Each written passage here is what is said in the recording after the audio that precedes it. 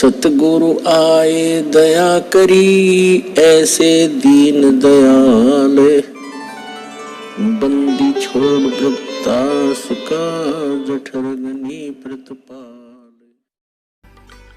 तो पवित्र हिंदू धर्म का जो प्रचार कहाँ से प्रारंभ हुआ? आदरणीय आदि शंकराचार्य जी से हुआ।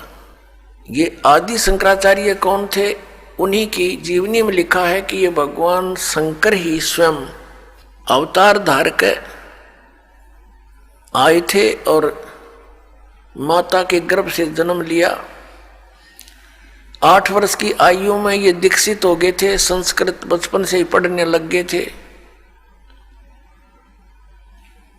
और 32 वर्ष की उम्र में इनकी मृत्यु हो गई थी रोग के कारण।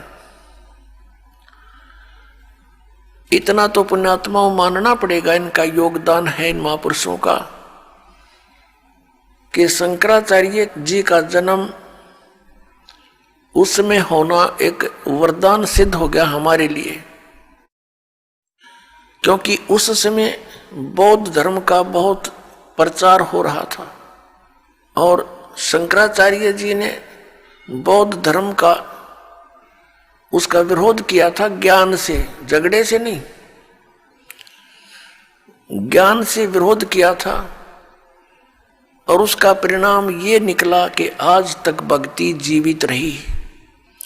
यदि बौद्ध धर्म फैल जाता भारतवर्ष में तो पूरा भारतवर्ष नास्तिक हो जाता। बौद्ध धर्म फैला चीन में, पूरा चीन नास्तिक हो गया। इसी प्रकार पुण्यात्मा, यदि उस समय ये पुण्यात्मा आदि शंकराचार्य जी नहीं आते तो आज हम राम का नाम भी नहीं लेते। लेकिन बात वहीं रही कि आसमान से गिरे और खजूर में अटके, फिर लाभ क्या हुआ? शंकराचार्य जी ने हमें क्या ज्ञान दिया कि जीव ही ब्रह्म है। फिर दूसरा ज्ञान क्या दिया कि श्री शंकर भगवान परमात्मा है, विष्णु भगवान परमात्मा है, शिव भगवान परमात्मा है, ब्रह्मा जी परमात्मा है। ये अविनाशी हैं, इनकी जन्म मृत्यु नहीं होती।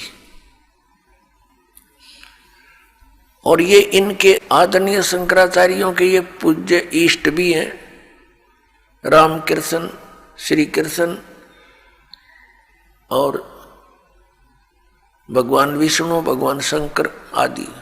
ब्रह्मा जी की तो पूजा ये करते नहीं। आज का जो सत्संग आपके लिए रहेगा कि सत्संग 21 ब्रह्मांड में नहीं है और सदग्रंथों का ज्ञान इस दास के अतिरिक्त या परमात्मा के अतिरिक्त या उन महापुरुषों के अतिरिक्त जो परमात्मा से परिचित हुए, साक्षात्कार किया उनका, वो चंद महात्मा है। पूरे विश्व में उनके अतिरिक्त पूरे विश्व में ज्ञान नहीं, अध्यात्म ज्ञान नहीं उनको, वेदों और शास्त्रों का ज्ञान नहीं। तो फिर सत्संग खाक करा उनने, उल्टा पाठ पढ़ा दिया।